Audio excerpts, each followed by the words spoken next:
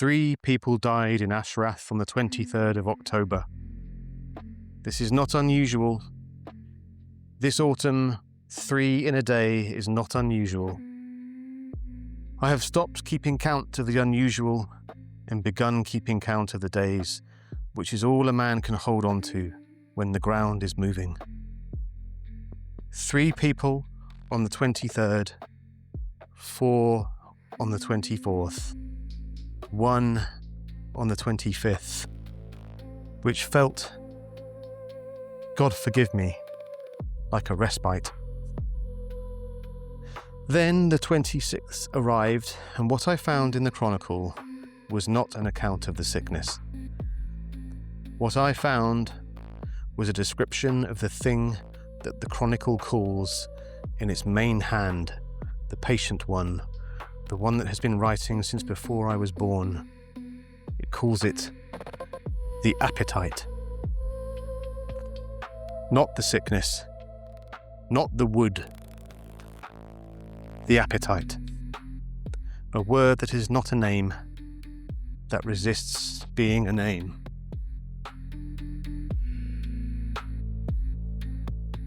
The appetite has been in the wood, the way cold is in winter ground. Not placed there, not arrived, present, in the way a property of a thing is present, entirely without origin. The Chronicle says it was old when the wood was new. The wood grew up around it the way an oak grows around a wound, carrying the scar as load-bearing timber. What the sickness has done moving through this village house by house since September, what the sickness has done is feed it. Every death is a portion. Every death goes into the ground. And the ground is connected to the wood, and the wood is connected to the appetite. And it is now, the Chronicle says, the main hand flat and precise. It is now full. Full. The appetite is full. A full appetite does not stay still. The Chronicle calls it walking. The second hand, a margin note. It is not the sickness. Say this clearly and say it first. It is older than the sickness. The sickness is a season. This is the thing that waits for the season to end and rises after. It wore the same shape in the famine year of 1315, a different shape in the summer of 1258, which was the year the sky went wrong and the harvest rotted and Ashrath buried 12 in a month.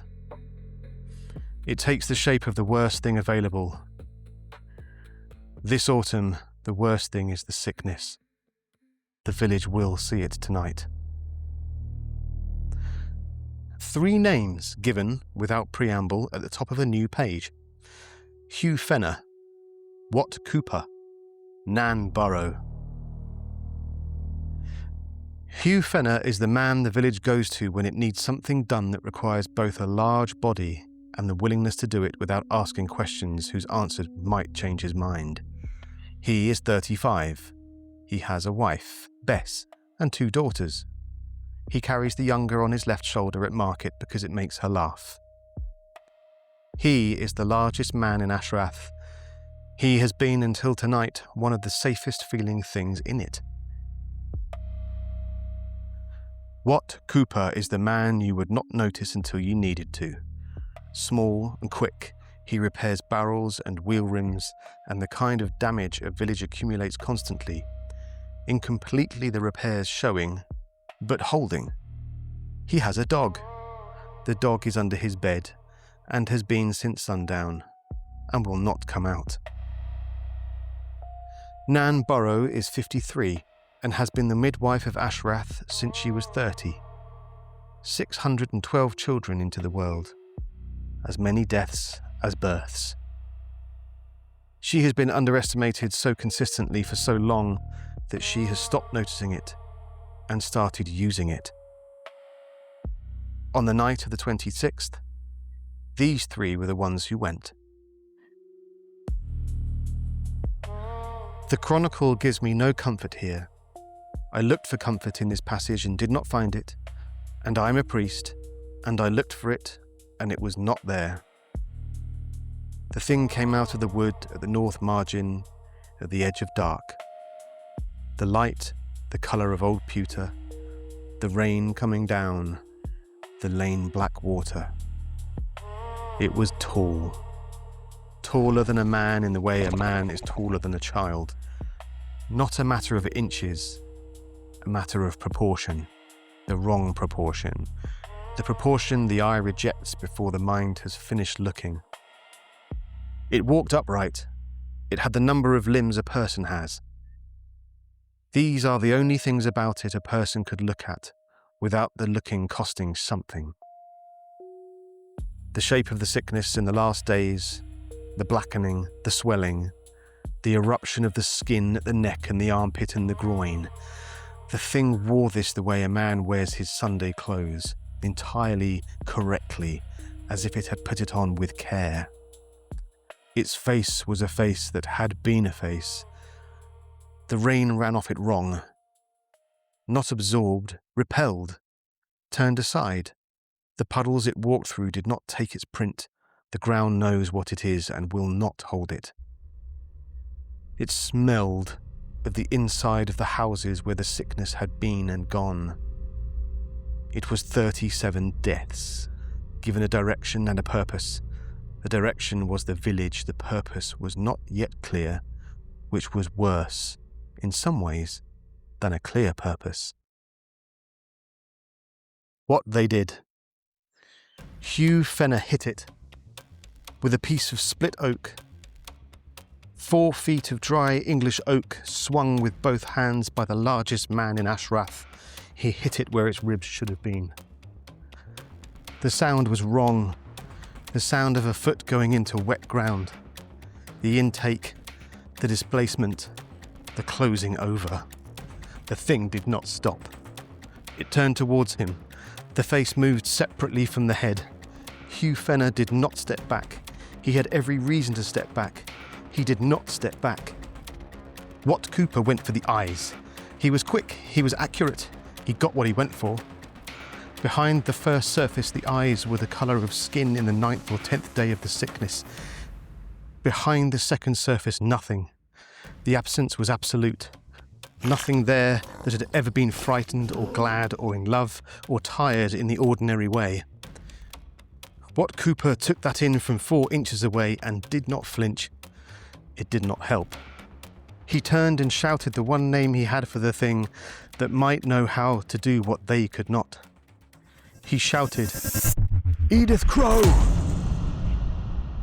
Before she arrives, the thing touches Wat Cooper's left arm once, with the full flat of its palm. His arm goes cold. Not the cold of rain in October, the cold of a house where someone died a week ago, and no one has lit a fire there since. The arm does not warm again for 3 days. She came down the dye works lane, in the rain, without a lamp and without a cloak. She was carrying nothing, her hands were empty. She stood between the thing and Hugh Fenner, which is to say she stood at the front of everything. She was not large. She has never been described as large.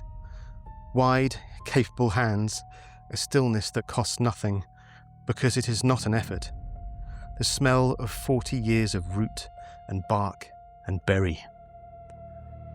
Behind her, the lane, the village, the houses where the dying were dying and the living were bolted in listening. Then the Chronicle uses a word, and the word is wrong. Wrong for the main hand, which is precise, which never reaches for the extraordinary. The word is spoke. She spoke to it. Not in English, not in Latin, not in any language the Chronicle names. The second hand says, the sound of it was the sound a root makes working through winter ground, not heard with the ears, but felt in the chest, in the back teeth, and in the soles of the feet. An old sound. Nan Barrow heard it, and she knew she had heard a piece of it before, in the delivery room 20 years ago, the baby coming wrong. She had said something, never knew what. The baby came right. She had not thought about it since. She thought about it now. The thing stopped. Not because it was hurt, not because it had been commanded. She was speaking to it in the language of what it was, naming the thing it actually was rather than the shape it was wearing. A thing named in the language of what actually is cannot maintain the pretense of being something else. It could not maintain the shape of the sickness. It went back. The Chronicles word, back. Back into the ground.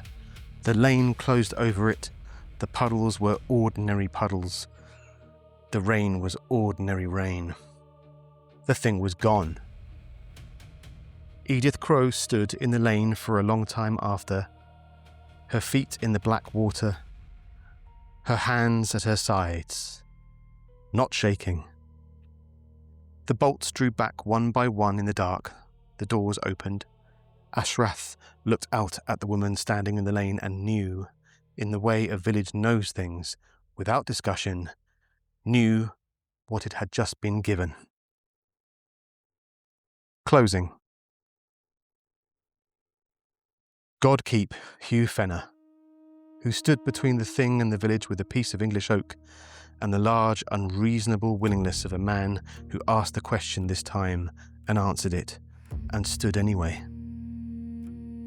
God keep Wat Cooper, whose left arm is cold tonight, and will be warm again, and who has his dog back under his hand now because the dog has finally come out from under the bed, which is the dog's form of verdict on the state of things, and I trust the dog. God keep Nan Barrow, who brought 612 children into the world, and who heard one word from the old language in a delivery room 20 years ago, and kept it without knowing she had kept it. God keep Edith Crowe, who came down the lane in the rain with empty hands and spoke to the thing made of 37 deaths in the language of what it actually was, and sent it back. God keep the dead, who fed the appetite without knowing it, and without their consent. They are owed this.